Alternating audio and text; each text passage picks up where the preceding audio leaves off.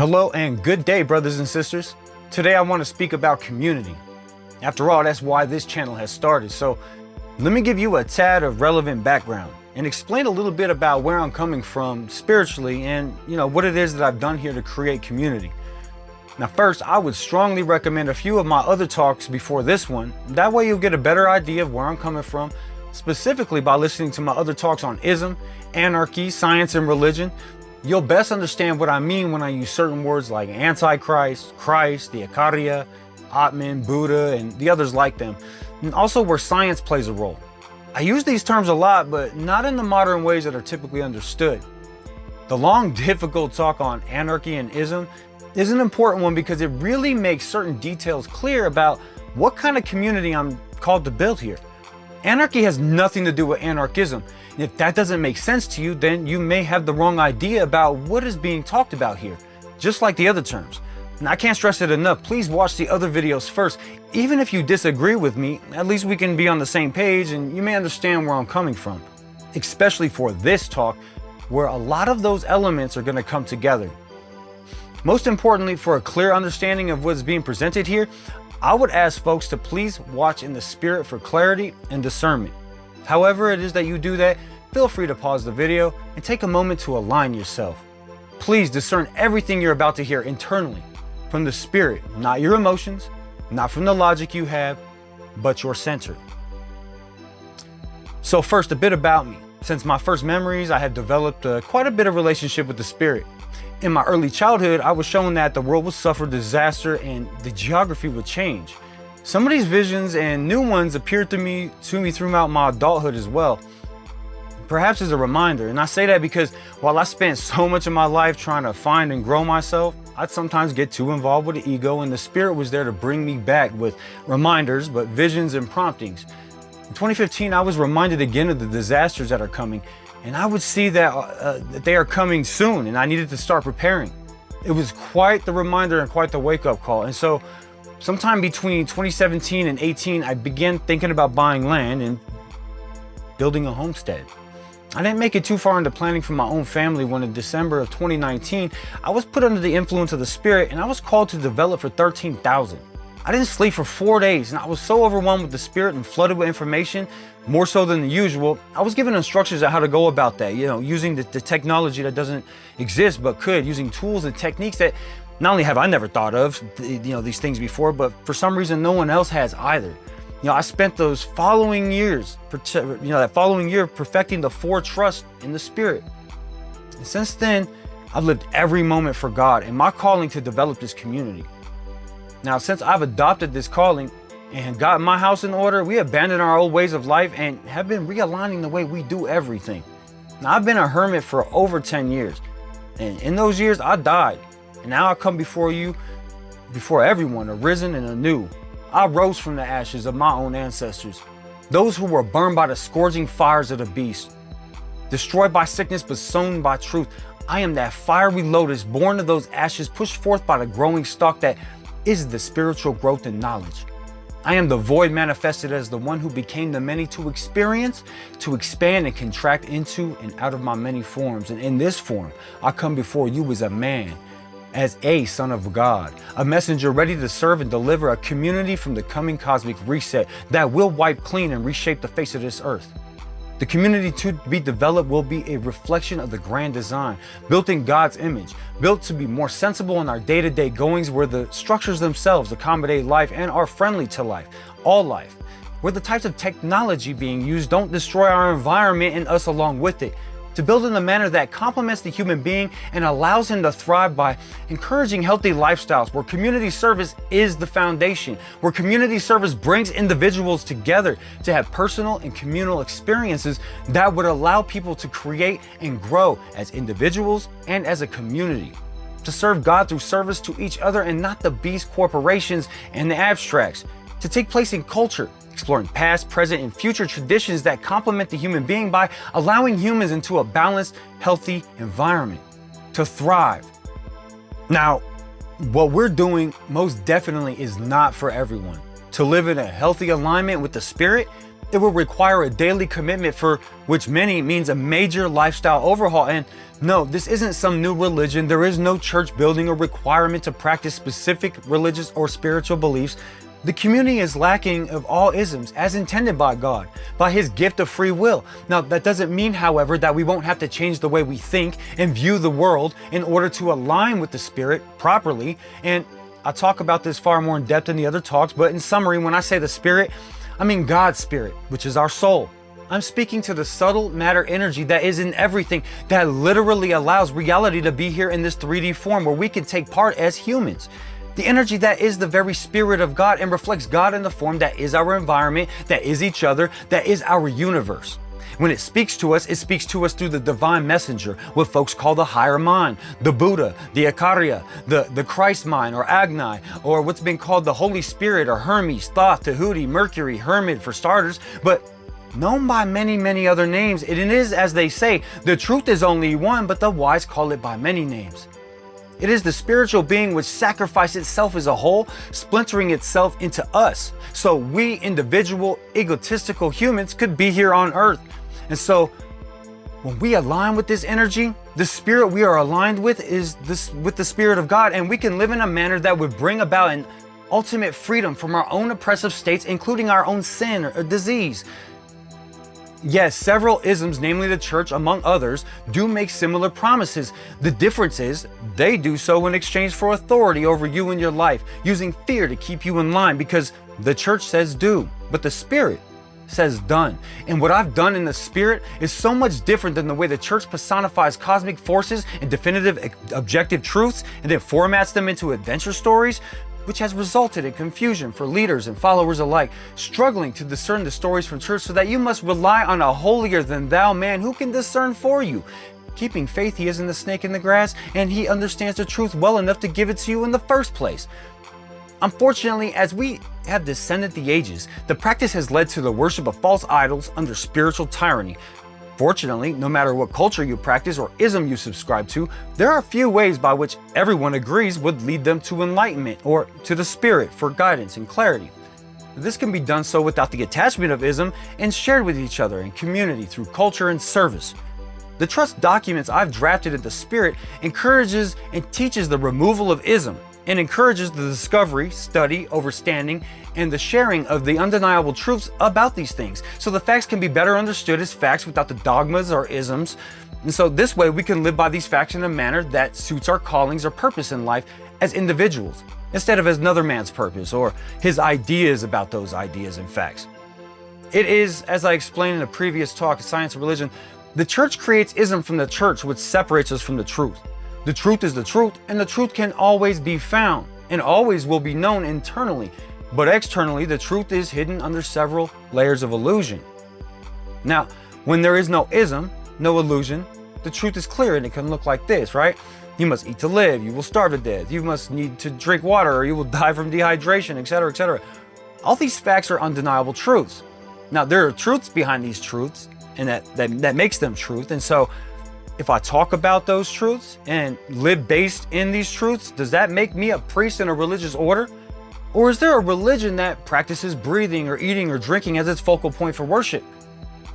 Or is it that everyone who eats and drinks in order to live is in a religion? Right? You see how ridiculous this all is? So is there really an ism there in the truth? No, of course not. So it's not until the facts are put in a particular order, accompanied by the rules that enforces how you understand and practice those truths. Again, like the example I gave before was a diet. Diets are a type of ism. Now, we've heard this before. I've said it before. So let's use that logic and let's look to a larger scale now. Western medicine has become an ism, one that is comparative to religion, where hospitals have become temples and doctors' offices have become churches. This has given doctors a chair, and it comes with authority, creating a type of ism. This is not to be mistaken for the facts themselves by which those isms are built. So eating, drinking, breathing, all these things, these are undeniable biological facts, tried and true. Ism is practice, but the truth just is. And so when we develop our lives around the facts, the truth, we don't call it a religion or any ism, because it's not a thing of faith or belief. It's a thing of fact, of knowing, and of experience and being. So how we exercise these facts aren't labeled as a religion, but as an expression of culture. Again, perhaps the way you eat and drink can be formatted into a belief system or an ism, but the core biological truths are not. So please, by all means, eat, drink, breathe. I don't care how you do it, just so long as you do it. So for those who've been paying attention in life, we know that the spirit is a fact. And we know sometimes science does reflect that. If you're someone who this isn't obvious to, I would recommend diligent research with an objective mind, because not all the science is standing out obvious and not all the science is objective. Therefore, some of it's not even really science. Bad science is what they call it. Again, I strongly recommend, check out some of my talks on science and religion, give you some hints. And if you haven't, the information, it kind of goes with this one, so you need to, I think. We know that culture throughout history has always recognized, the undeniable presence of this spiritual force in our reality. Now, within everything that exists, and we've been expressing it through culture for a very long time. Then ism, in the form of religion at the time, came along and personified, categorized, and regulated these truths. Fortunately, we can know the truth, and we can know God by his commandments and wisdoms and laws, or what science defines as physics, psychology, biology, and whatever objective fields of science you could think of. Now, as I've said all this before, but it's not a truth told enough. It's a truth that is the foundation of this community I'm building, so it's very important. Now, we can know God by aligning with these truths and applying them. With scriptures give us the help with the personal connection, and science gives us the logical understanding. Don't get me wrong, because both fields are practiced, they cannot and never will be perfect, although both are potentially perfected when done properly. Outside of ism, both are perfect when perfected. Now, in the previous talk concerning science and religion, I spoke about how spiritual scripture gave us biological facts concerning the resonant frequency in our fabrics and how they affected our health. This information is extremely important to know for a community to find itself in good health. Specifically, we spoke about the Old Testament, where we are given words of wisdom in Leviticus and Deuteronomy, and also in the Torah, where it prohibits the wearing of mixed fabrics. Sadly, because we are falling through the ages, we get caught up in the story, the fairy tale of it all, and we misunderstand ourselves and the spirit. We then miss the truth completely. And so, while many are just scoffing and saying these biological facts are silly commandments of God, or among the large majority of church-going ism practitioners, they either misunderstand the information or simply brush it off because of the new covenant, which ends up leaving out such incredible wisdom, ignored and made useless, until recently when science rediscovered it. So much like many other topics spread to the ages, all hidden away, like the life force, Holy Spirit, this subtle matter energy, like that, it's been the center of all belief systems for thousands of years, right? As we said, recognized in the East as prana, and now it's recognized in science as a testable, documentable force called prana, adopted the same name. Prana has been proven to exist in several different cultures and practices and belief systems for thousands of years, and is still around today. So now science offers us another view, offers another view of evidence of the same energy, documenting facts of the undeniable truth about the spirit. And again, this is the kind of information I am building a community on, the truth. So keep drilling this stuff. So from both science and culture, we know prana, or the Holy Spirit, right, houses itself in the 7 spiritual centers, or what Christians know as the 7 lamps, or what the Eastern cultures know as the 7 chakra centers, or what medical science calls the nervous system, specifically maybe looking at the vagus nerve. And so just like eating, just like breathing, prana is a real existing force that science recognizes as an energy that is inside of us and everything. There are dozens of journals available, showing this, and you can deny and ignore the science if you want, but there's no denying the spirit. So many of us have known the truth, and we know the spirit is real even without the science. Fortunately, there are lots of journals, like the one released in 2009, documenting how a person focused their prana energy and it helped destroy cancerous cells. Or the studies documenting the effect of prana and electrons, or how it affects the human biofield. And then, of course, the journals explaining how to navigate this energy. How about the information that has been recorded for thousands of years that explains how to develop a relationship with the spirit, so you might be one with it, becoming a healthy, thriving human, allowing it to become as natural and breathing, all finding out to be true. When I talk about prana or subtle matter energy, this is present in all things. And I talk about pursuing this energy because it could be the greatest blessing in all areas of your life. I know this from experience. And I talk about applying it to the community because the blessings are crystal clear. These are facts. I don't need scientific journals to prove it. And not everything in the spiritual has been observed and documented in a scientific format. It certainly is not what moves me. But there is enough evidence available currently to answer the question of whether or not the spirit exists, leaving little to no question as to why certain truths are recommended in pursuit of the spirit for betterment of self and community. Spiritual truths can be explored with a scientific mindset if we remove the ism and stop dancing around the truth. The trust is to develop the community that complements humans and their strong families into a harmonic life that is guided by the Spirit. It is a community of knowing and the pursuance of expanding that knowing. For people who know and love the Spirit already and only lack a community to complement these truths. You don't need to agree with me perfectly about the Spirit. What matters is that you have a relationship with the Holy Spirit or the higher self. We can explore our disagreements together later, and find understanding and grow together. To be clear, in a community without isms, there aren't rulers. They're actual leaders. And when community leaders recommend something to volunteers to adopt into their lives, it's not a requirement, but it's a general truth that is revealed by the Spirit and backed up by science because the truth is the truth and they cannot be hidden anymore. The trust is written to guide volunteers to the Spirit, which is waiting to reveal the truth for anyone searching for these natural truths. So there aren't rules. There are spiritually and scientifically backed facts, natural truths for folks looking to live their healthy and harmonious life.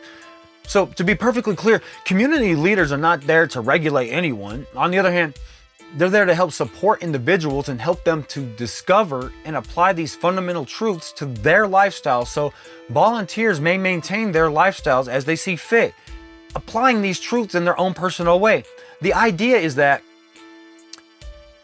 the volunteer is completely willing and determined to walk a better path and does not need to be regulated or forced into such a path.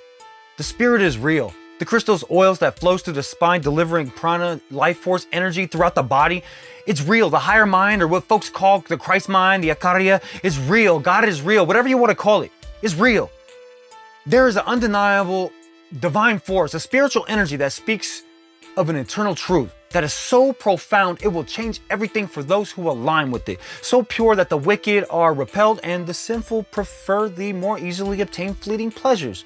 An energy life force that connects us all despite our difference in our being. And as we move through the golden age, it will become more and more necessary to align with these truths. I, or anyone who understands this truth, could draw upon a new religion or belief system. It happens. I suppose if they wanted to, this is how these things start. But what we need to do is remove the illusion and look at the truth of things, the facts. Facts that can be tried and tested time and time again and will result in the same manner expressing the same truth. Again, these truths are documented in many science journals, including medicine. In science, it just keeps discovering and proving truths that were once considered as myths or religious fictional stories that weren't making the science, the facts weren't obvious. Natural truth. Like magnetic excursions, X-class flares, the events at Gothenburg, Lake Mungo, Mono Lake, Les Champs, Advastok, many others, all scientifically documented as happening before and will again. And lining up with the ancient biblical stories, for example, like the creation story in Genesis, the fall of Babylon, the great flood of Noah, all being now being called the China event, because these are all factual documented events. And it was done so by every culture in history, like how the Hindus documented the cyclic ages and the cyclic disasters that took place within them, like the Mayans or the many others. We've talked about this in the other talk, providing scientific facts that in many cases that have not been disproven, or for the Sanskrit text, never been disproven, but revealed as a fact more and more as time goes on and more as the people inquire. So what happens when we apply all these fantastic uncovered truths? Well, we find ourselves following what some folks call the righteous path. And the fruition of living such a way, it brings about blessings that are the substance of fairy tales. It's what they say, apparently. This is what the community is all about. This is what the golden age is all about. 1,000 years of humans living harmonious in a higher state of mind, or the Christ mind, the top of the cycle, living harmonic with the environment, advancing and natural inspired technologies existing in a manner that isn't destructive, which is to say a healthy society with healthy individuals free of ism. And yes, while I technically did set up a type of abstract, I did so in a manner where the abstracts aren't the center of worship, nor does it create one. In fact, they guide you from the dark into the light, and also these trusts are on a ticking clock, and they will dissolve, no matter what. Either the people will be worthy of retaining their freedoms and benefits, or failure will result in the loss of everything. One way or another, these documents are set to vanish, leaving the power of choice and authority completely into the hands of the volunteers, the beneficiaries, because nobody could force upon you the desire to elevate and rebirth yourself into your true self, nor can you be forced onto any particular path of elevation. These documents in no way or form bind, control, or otherwise have authority over people, but they do lay out an agreement for a plan to return to a harmonic lifestyle that complements the human form, all based on facts, objective truth, formulated under the spirit to help the poisoned generations usher in a new healthy generation, guiding the removal of ism. It is up to each individual volunteer to make a commitment to themselves and their community. A commitment towards living in anarchy, not anarchism. Now, I don't want to be some kind of ruler. That's not my calling. I am a messenger, a reminder. At the very most, I hope that I could help people find their way to a healthy living, perhaps lead when absolutely needed, with consent, by example, and with the truth, of which I offer to the healthy and the sick, so long as you are willing. No matter your culture, I wish to serve natural, organic humans who are in pursuit of the spirit, however you understand that spirit. I would like to think that all healthy humans are like that, naturally nurturing, caring, empathetic, beings of light, wanting to help, beings that do not want to bring about misery, dis-ease, and hatred, beings that don't want to hurt one another, but instead lift each other up. And yet, there is this lie that they tell us, a lie that puts man against his own blood and his neighbors, a lie that says that everything is limited and therefore we must all compete against each other and under their regulations. And it divides us. Meanwhile, in reality, the world is actually quite abundant, rich in resource, with plenty of room, enough for everyone to thrive, to be happy and healthy. Our way of life can be harmonious, natural, free, a thing of beauty, but folks have lost their way over hundreds, if not thousands of years, pulled through the ages, led by the flesh, by the use of misinformation and trickery, the pushing of philosophies of the beast system, spawned of the Antichrist and manifest in the form of abstract ism. This ism, it has infiltrated and poisoned men's spirits, taking their identities and removing their callings to submit them as servants or slaves to the physical reality and its desires, to the flesh, and therefore to the Antichrist and his beast, leading men into ignorance, tyranny, and bloodshed, requiring that we sacrifice everything so that a handful may have it all, dividing and conquering his fellow man that we may be kept a slave, subject, and subservient to the state of ism. Meanwhile, humans have developed such amazing technology in pursuit of the spirit, and that has without a doubt changed the lives of millions for the better, and which in itself exhibits the goodness in humankind, creating for universal peace, unity, and brotherhood.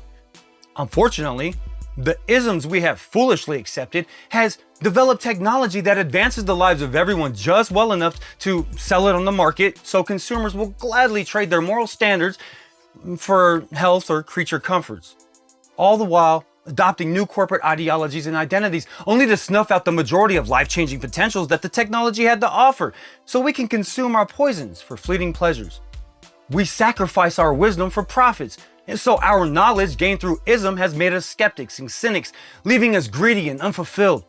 And with our lack of wisdom, we categorize each other and label everything around us, so desperate to find a sense of control, as if we could find or fill the hole in this way.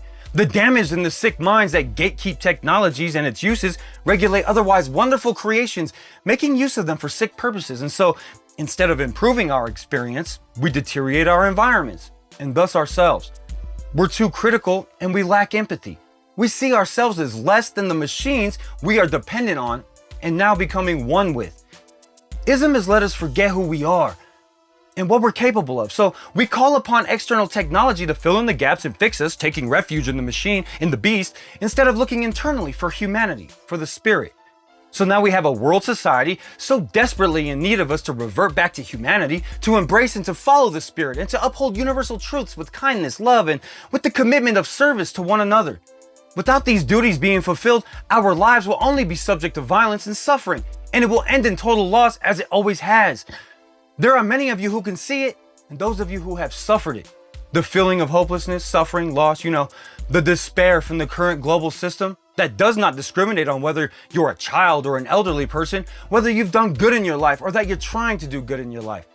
Nearly everyone on this planet has been made a victim of a poisonous system that has no problem torturing you and taking from you, leaving your life in total shambles, or hey, slavery if you submit to it soon enough, pushing us into literal prisons or in that of our minds.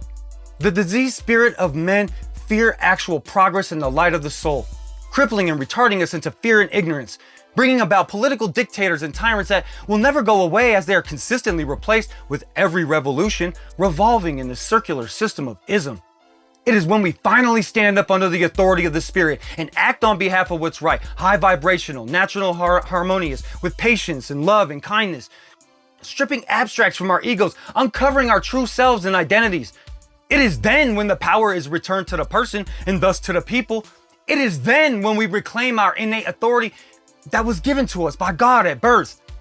But not until we stand up in commitment to one another to serve the one true Almighty, the highest of all, the unnameable, the all-in-one God, the Echad. And until then, liberty sleeps. So let us awaken that liberty within us under our own actions under God. Let us take back our authority from these dirty men, these politicians, these cavemen bullies.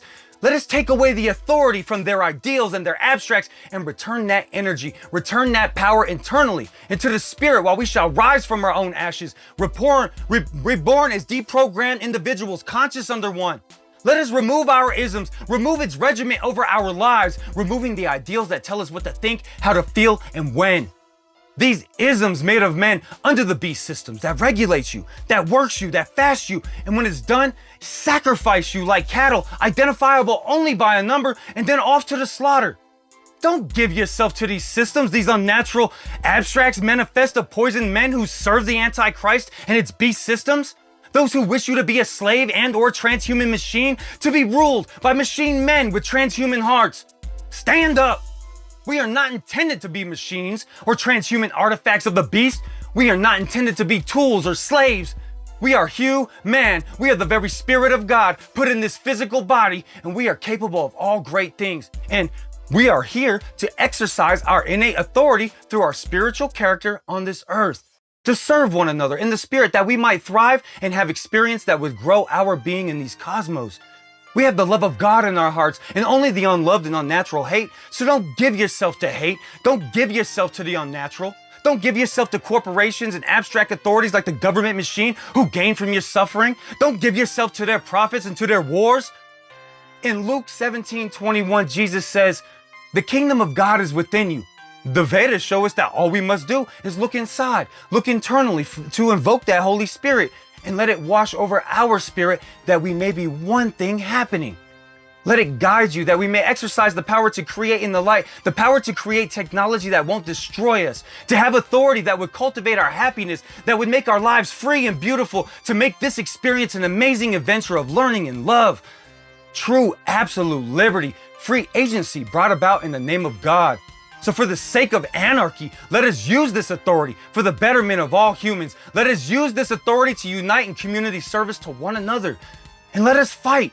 Let us fight for a new age, this coming new world. Let us fight for an acceptable, healthy world that will give us a chance to thrive, to allow us to exist in our individual beings as one under God, that we might secure our future, secure our youth, and secure our elderly. Even now, tyrants have tricked the people under the same promises of security and happiness in exchange for your innate authority, your alienable rights. They lie, cheat, and steal to sell us ideas we're told we must identify with, so they might regulate us, so that we won't be entirely free, so they can sit in power over everything in this realm, including us. They free themselves of their own poisons at our sacrifice, always promising to free the people from this vicious cycle, but they never do and they never will, because ism is always tyranny. So if you are praying and you are awaiting or searching for the opportunity, the chance to free yourself from this endless cycle, this vicious illusion, I am here to tell you that there is hope, and I am called here to create an opportunity to expose a new path from God, that you might find the ability to thrive in the truth, in the light. And so I've answered the call to manifest this community where we can develop and create with one another in the holy light, where we may rid greed, hate, and selfishness and transhumans, that we may bring about happy through our connection with the Spirit, through culture, progressing through science and in reason and truth, to develop in a manner that would uplift us, bringing us closer to our rightful place as humans. So for those who have been prompted and those who this resonates with, I would ask that you rise up to this calling and serve the one true God through service to your fellow man. Join us. Rise up in the name of God to cultivate harmony and anarchy and usher in the new golden age with your fellow brethren who have answered the call to sacrifice and serve under God. It is written in the story of Bezalel, Exodus 35 and 36. The Most High hath called by name Bezalel, and he hath filled him with the Spirit in wisdom, understanding, and in knowledge, inspiring all the wise-hearted men in whose mind the Lord set wisdom, along with everyone whose heart stirred him up to come do the work. Now, I know when you have someone dressed like me talking about wild ideas and God gets mentioned and folks are looking for the cardboard sign and or cup with the change in it, people like me aren't always taken serious. Yet the truth is the truth. And the truth can be found, and with desire it can be properly understood, with discernment from our center where the Spirit sits, over a balance of logic and emotions. This force that we call God is an undeniable, provable force that has been personified through culture. And I don't speak from faith, I speak from knowing. There are shorts and videos on this channel that show us specific evidence for the Spirit and spiritual energy. Thus, the support for God, and for those curious about more scientific understanding of what God is, I strongly recommend looking internally to begin with, because that's the best place to find answers. To understand where I'm coming from, I'd strongly recommend watching all my video talks if you have not done so yet. I will also say that it is not important that God is provable or not, especially when the Spirit is so easily experienced. It is, however, nice to have the truth and facts be so obvious and prevalent in these times that we can wear the truth like armor. Also, the truth is always so sweet to hear. I love it. So what does this actually mean? What does this community actually look like? A monastery, a cult, a new church, right? We went over that. No, hopefully not. None of these things. We are not engaging in ism, right? Unfortunately, because I'm at the very beginning stages of everything, I don't really have any real data to show for. Currently, I have some trust documents I worked hard on, donated assets, including the first 40 acres, and some resources to begin farming. It was expected, but unfortunately, when I accepted my calling, the crowd around me really thinned out. So what I really lack is volunteers, The idea is that community is simply common unity. Now, what the abstract systems of our time would require is that you sacrifice your individual identity to align with it or them as its followers, as one under the ism. And what I'm suggesting is a real community where innate authority is exercised to find and keep oneself intact under the one truth. By shedding our abstracts to align with that one thing happening, the most high of all, our common unity is the Spirit.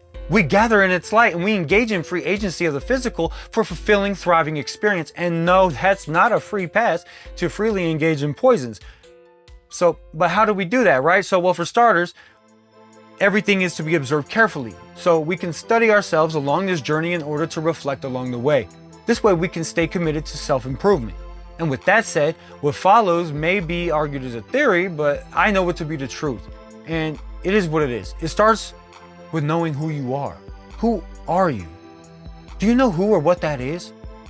There's one definitive answer, and I will not share it here, but I will say the answer is one absent of ego. You are not your ego. Now, keeping this truth in mind, we, not our ego, then move ourselves forward in everything we do, keeping the universal truths at the base canvas by which we create upon. The paint we paint is culture, including service to each other, the brushes being our human duties, and the Spirit is the artist. So we let the Spirit guide us in all our duties, that we may lay down the good works on God's laws, the foundation of all, that we may cultivate healthy humans in a healthy environment. To answer how this all unfolds is so very general because there are no rules that limit how you express your existence. If you create sickness, you won't make it in an otherwise predominantly healthy environment, like sickness in the body. The sickly weak body will not ward off sickness entering it. Instead, sickness will spread and consume the body and its inner community. So it's also a great importance for the trust to be selective of its members, and that the members live a life that is committed to the Spirit. Right? Now, full-time volunteer residents will volunteer themselves to their community, in which way fits their character, their purpose. Even the elderly can volunteer, for starters by sharing their experiences with the youth.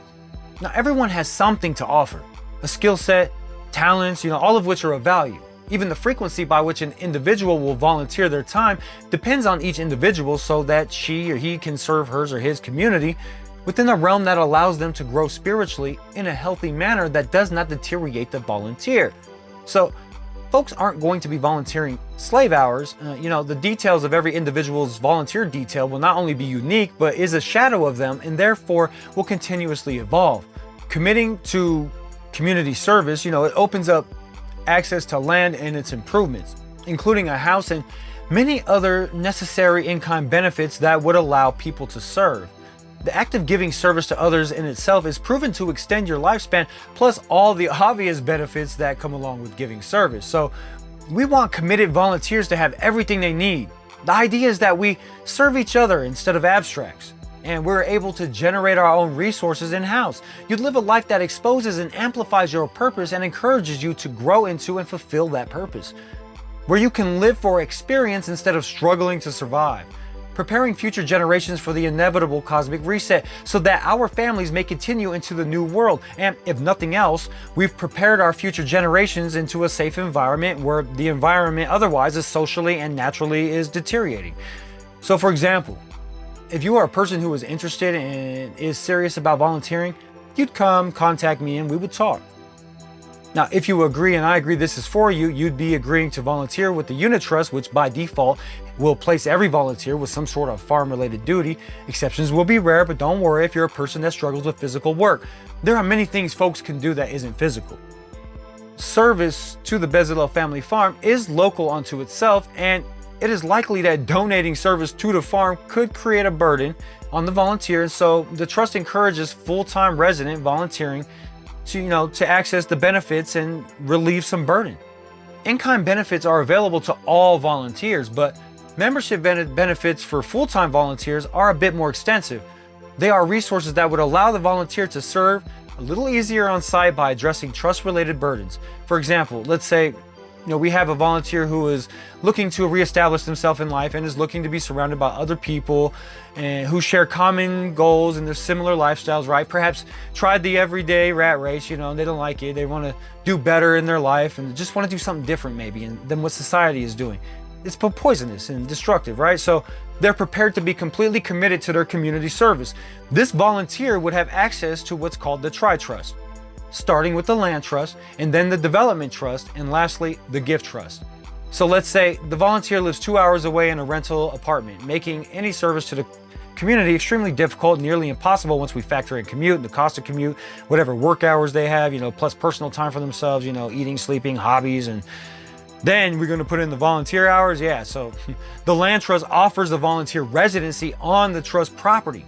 And so now currently, because we're just starting, we're pretty limited by resources. So the trust does not have the ability to offer a house already built. Currently, only the land can be offered and the volunteer would have to build the house, in which case you would obviously retain ownership of your own house. Ideally, in the near future, the trust would have a house built of appropriate size to offer and no volunteer would ever have to build their own. Either way, the volunteer will sign up to volunteer with the land trust, and the land trust will offer the volunteer land where either the volunteer will build their own house or take the offered residence from the trust. The volunteer will need to sign up with the development trust regardless. And the reasons for the initial sign up, it's going to depend on whether you're building your own house or if you're using a trust-owned house. But the benefits of signing up, with the development trust also includes access to community facilities and other in-kind benefits. So at this point, the volunteer resident would have a tract of land allotted to them and a house of a private residence. The trust ensures that the volunteer has access to all the tools and resources in order to maintain that tract of land and the property on that land. What resources will be loaned or gifted will vary from person to person based on their needs. Now, a volunteer resident who serves as a full-time resident will be encouraged to sign up with the gift trust as a volunteer as well. So the gift trust will supply in-kind benefits and a variety of gifts to volunteers so they might have, all the day-to-day necessities to survive as well as some extra luxury benefits, for their environment, to make a happy, healthy environment, right? So now, so if the picture isn't quite clear, let me go a step further. Let's just say we have X number of people joining up for various reasons. Various people from various cultures. They may be an abundance of religious people or maybe not very many. Even Buddhists, Taoists, Hindus, Sikhs, Jews, Muslims, Druids, pagans, Christians, whatever, regardless. Because of what we are doing here, every volunteer will be a follower and a lover of God, of the one true, the all-in-one, the highest of all God. It seems pretty clear there's only one true God, and while some groups will personify it and have rewritten older stories and they divided it into many, it is all the same. Whatever isms folks have attached to that can be removed and the damage can be healed if they are willing. Again, in other talks I've discussed what we know concerning this whole phenomenon about what God is and all about that, and this talk is not for that, so please watch that video so we can have that understanding if you have it. Now, I know those raised into isms or adopted into isms will highly disagree with this, and it's understandable. So please, I encourage you to join me in the talk on science and religionism so we can find some common ground of understanding and counsel in the spirit. Ask questions. I'll dig up the evidence if that's what you need, or we can simply just discuss it. Now, I don't want to keep falling off topic, so I expect that if you are here watching this at this point, then we understand something similar from my other talks, or maybe now. We don't have to be the same person. We aren't the same person. How you experience the spirit isn't for me to decide. As I've said, it only matters that you are pursuant of the spirit and not a carrier of a specific, denomination or programming. It, however, if it does matter to you, I recommend, again, the science and religionism talk, and you can find out more what's been revealed to me through the spirit and where I'm at. Now, back to what I was saying. Anyway, we have this mixing pot of people who have a mixing pot of skills, and from a range of basically no skill to experts. And folks, as they say, jacks of all trade, who are skilled in many areas. Now, while we intend to do our best at utilizing everyone's skill set, how that may unfold could be different than you think. Even from the start, we are utilizing esoteric technologies that are long lost and that are always being revealed to me. So new stuff all the time. And not only are these new things are there to learn for our tradesmen and youth, but the technologies will reduce a lot of need for a lot of time and resources. So we don't really need a lot of electricians or perhaps any at all. We have simpler ways to power our homes and devices, and in many cases may not require a single electrician. So likewise with waste and water. I see little use for plumbers and anything trash related, knowing there are simpler, cleaner, safer, efficient, more efficient and more harmonic ways to manage these areas of our lives. So concerning service of volunteers, communal upkeep of the grounds and communal services, which will ideally include cultural services as well, how volunteers spend their time in service isn't always going to be what people typically think it might be. And so, of course, this will allow for far more time for our cultivation as humans. Now, when resources are available, the trust will establish centers around different sciences for advancement, but also culture. Ideally, there will be a center dedicated to the arts, sports, food, health, and specialists to help support folks with water, power, waste, and other personal maintenance necessities. The community will get resources through its farming, including water farming, the entire farm being 100% unregulated and tax-free. There are no employees and therefore no taxes normally to pay, even outside of being tax-free, according to the IRS. So all trust income from farming is going to go back to the community 100%. All investments made by the trust will go back into the community 100%. There are no payrolls. Everyone is a volunteer, even the trustees, including myself. I mean, come on, seriously. This is so much bigger than some measly profits. So the trusts are 100% nonprofits, and in this community, this is a community that deals in community service. The grantor of the trust and the trusts themselves recognize that isms, including government abstracts, is an extension of the beast systems, manifest of the Antichrist. This truth hopefully becomes more clear for those who don't know this yet. So the trust may not contract with the government, and only as an absolute last resort should the trust even consider contracting with corporate entities, as they are of the same seed. Now this guarantees everything of need within the community will be made within the community. And so this is another way folks can serve, making clothing, paper, and other items. So considering all of that, the day-to-day of the volunteer will vary from person to person. It would be impossible to say what the average volunteer hours might look like. It might also be worth noting that the volunteer environment is dependent on how many volunteers there are and the skill sets available. Just common sense, variable stuff, In a randomized example, if I were to just humor it, right? I would guess ideally that where a community is fully functioning, the average volunteer might be someone who's middle-aged, right? I don't know, with some skill sets, with volunteer, work schedule, perhaps 3 to 4 days a week, perhaps 4 to 6 hours a day. I don't know, that's an average. Just spitballing. The idea is that there's a mixing pot of volunteers who have a lot of extra, so it would give us a lot of extra times able to engage more in cultural activities, free time, for the rest of the week, just a couple days on. This will vary based on the number of volunteers, like I was saying, but we'll see. That's the idea. Now, with every individual, there are individual factors to consider. There is no one size fits all because of these things. So the trust will even consider the many legitimate reasons. Volunteers may even need to take prolonged time from the residents of the community.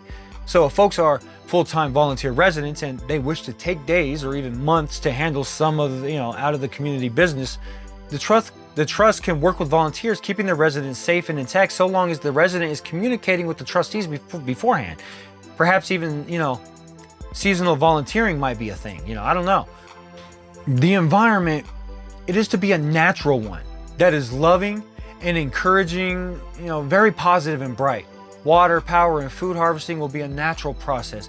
Building materials will be, natural materials that are constructed in a manner that allows energy to flow freely and generate healing energy within them.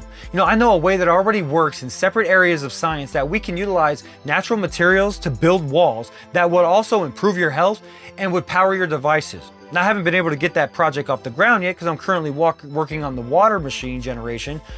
It doesn't help that, I'm the only one advancing these sciences in the trust. So I know it works though, because first I had the idea from the Spirit.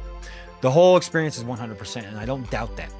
But when looking into the patents in the scientific journals, I see that what I'm talking about is already being done in 3 parts in 3 different fields of science. So the intention is to apply many of these ideas into a natural plant and animal environment.